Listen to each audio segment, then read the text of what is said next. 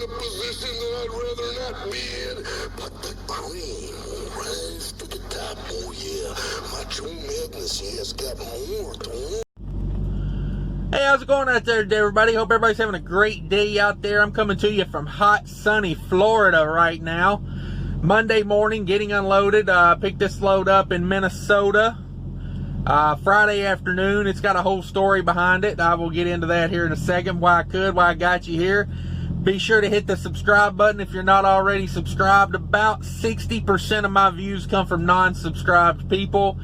If you watch them regularly, hey, just go ahead and hit the subscribe button, click that bell, and you'll get notified whenever I put out a new one. And if you're watching me just to give me a thumbs down, hey, do the same thing, because that's a beautiful thing when you hate watch.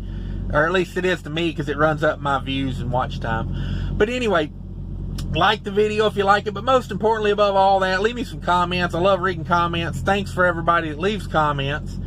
And yeah, let's get on with the numbers here. So I was supposed to have a load to North Carolina Friday, and I was chilling at the house, you know, watching a great episode of Sesame Street with the baby, and they call me and they say I was supposed to pick this load up going to North Carolina about 3 in the afternoon. This was about 11 o'clock in the morning. They call me and they say, hey, the load to North Carolina just got pushed back to tomorrow. Do you still want to do it? And, you know, I'm kind of on a standing order on those. Like when the email blast comes in, basically I open the email immediately and I text one of the guys in the office, put my name on that North Carolina load, because those are really good loads to me. They're like, they take a little while to load on the front end, but they unload quick at the receiver. They're ASAP deliveries, and basically it's like a 2-day run that, I typically, after all expenses, I typically come out with like $2,000 on those. Not bad for a 2-day work week, So they call, they say, hey, they're going to push that back from, like, I was supposed to get it. I think I'd set the appointment. That's another thing I like too. They let me set the pickup appointment time. So I'd set it for like 2 or 3 in the afternoon, and so I could get my 34-hour restart in. And so they call me. They're like, hey, they just called the North Carolina load. They're going to push it back to tomorrow. Do you still want it? I was like, I could chill at the house for another day. It ain't that big a deal. But they threw an offer out there. They had this load to Florida. They said nobody really wants it.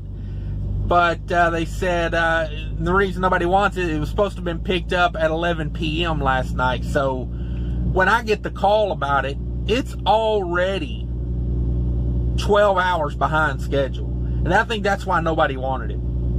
Because you know how rescheduling goes on a shipper or a receiver. So I think everybody was a little panicked over that, but they said, hey, here's the deal. The broker's offering $4,000 on it, and do you want it? And I said, oh, yeah. So I took it, and here we are in Florida getting unloaded. I ran this load like Smokey and the Bandit. I did not break any laws. That pesky hours of service, oh my God, can we please go back to being exempt? I ran this load as hard as I could. I took 2 30-minute breaks yesterday, kind of screwed me up a little bit. There was a tree that fell on 285 yesterday. It wasn't even that windy. It was a live tree. Just fell into the right lane in the shoulder, and man, it really messed things up. That cost me about 20 minutes. Got down to Macon. Macon was nothing but construction down through there. Another total mess. We are getting unloaded right now, so it's going to vibrate a little bit. So anyway, ran down here, did my 10-hour breaks, like 10 minutes on the dot. Like, I mean, I was like standing outside the truck ready to go when it hit 10 hours. Boom, on duty, pre-trip, on the road. Ran this load at about 70 miles an hour pretty much the whole way, other than where it was not legally permitted to run it at 70. And didn't do too bad on fuel running. It is a heavy load. Just to give you a few numbers real quick: 1,600 mile load, 33 degree continuous run, and 41,000 pounds. So it's kind of some hills in the middle of that load. I probably averaged I'm low 8s. Even with idling, you know, I idled pretty much all night last night and the night before. So I'm about 8. You know, it's just, I don't know. I turned the truck on and off a little bit, but for the most part it idled. It was just so humid last night in Florida that, like, and this truck's pretty well insulated, and I do close the curtains and everything, but it was almost like as soon as you turn the truck off, you could just feel the heat building, you know, because it was so humid outside. So, you know, it was a lot of, instead of just on, off, I just left it on. So, that's what it is. But I ran the load pretty hard to get it here, and showed up 12 minutes late this morning. My GPS, instead of bringing me down the freeway and getting me off at the exit right up the road here, coming down about 2 miles to the facility, it gets me off like 6 miles back, brings me through town.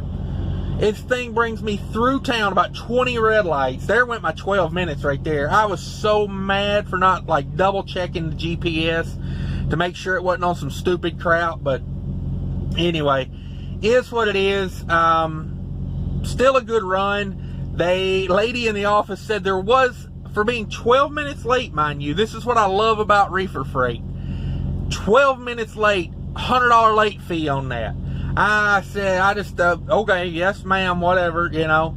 I just gave her one of those because I was like, you know, I'm not going to argue with her because she's not going to change her opinion. She probably gets lied to all day by every trucker that comes in there. Well, not every trucker, but a lot of them that show up late, I'm sure they all lie and say, you know, there was a giraffe on the freeway or whatever. They don't care. So I just said, yeah, what, you know, I agreed. Yeah, okay, I understand. So then as soon as I walk out the door, I called the broker and I was like, hey, you know, they're saying $100 late fee on this for being 12 minutes late. I said, you know the scenario, you know, I picked this thing up like 16 hours late. Even when I went to like leave the terminal, I was already, you know, like 15 hours late. And then when I went to check the trailer, because I swept it out in the dark, I wanted to double check it. So I double checked it, and one of the rivets that hold the little flip over latch that holds the handle, one of those snapped off. And I'm like, are you kidding me? Like, that's a big ass stainless steel rivet, and it just snapped like it was nothing, you know. It must be those must be the macho man in me or something, just snapped that thing right off. But in all seriousness, I don't know why the thing snapped. This trailer's not that old. It really surprised me. So anyway, replaced that. That took about 30 minutes. They drilled it out, put another one in there.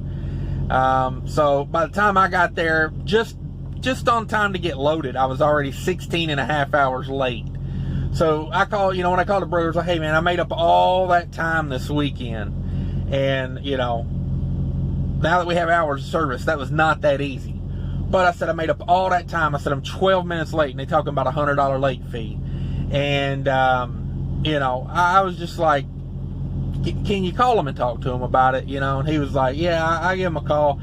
He didn't say, I was kind of hoping he would commit to be like, you know, I'll take it out of my end, but, you know, he was not feeling that. So he was trying to call him and get that $100 waived. I'm going to be pretty irritated if they do take that $100 out, because, you know, it's like, I busted my hump for 2 days, like, non-stop. You know, like, I worked, like, you know, 12-hour day, take a 10-hour break, 12-hour day, 10-hour break. You know, basically the first day was like a 5-hour day. I took a 10-hour break. Then I had like a 12-hour day, and then I took a 10-hour break, and then yesterday about a 12-hour day, 10-hour break. Got about 2 more hours I had to put in to get it here this morning. Not an easy load to truck. So to get here 12 minutes late, and them to throw a $100 late fee on me kind of irritated me a little bit. So, but anyway, it is what it is. So let's talk some numbers real quick. $4,000 load to the carrier. That's $3,200 to me. I spent, that's $2.50 a mile to the carrier. That's $2 a mile to the truck. I spent $535 in diesel.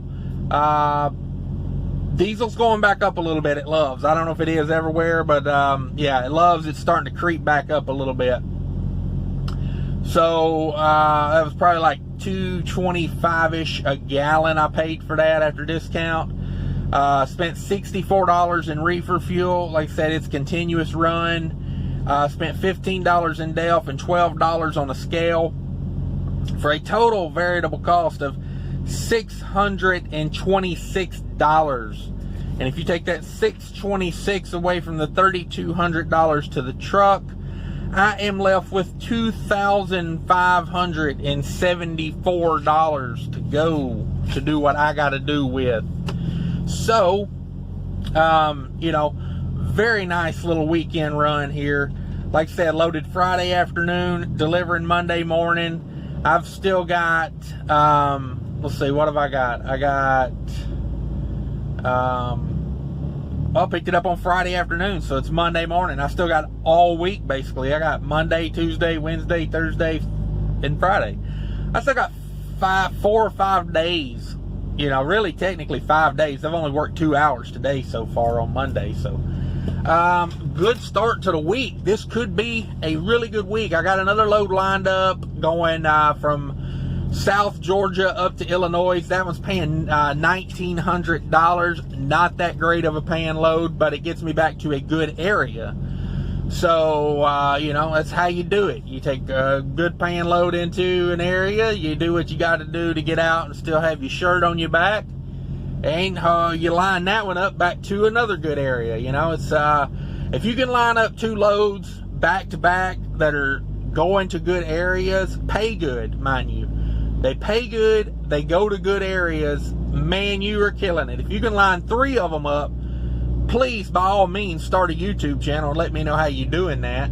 And, but that's kind of my rotation. Is I do one good one to get me going, and then I do you know, as good as I can do to get back to a good area, and you know, rinse and repeat. So I don't know, the load out of Illinois is probably not going to be very good after you factor in the 300 miles of deadhead I got to go get it. But you know, it's there, it's available, it loads today, and so I took it, and that's what we're doing. So anyway, I appreciate everybody watching, and be sure to hit that like, share, and subscribe. And until later, guys, take care of each other out there.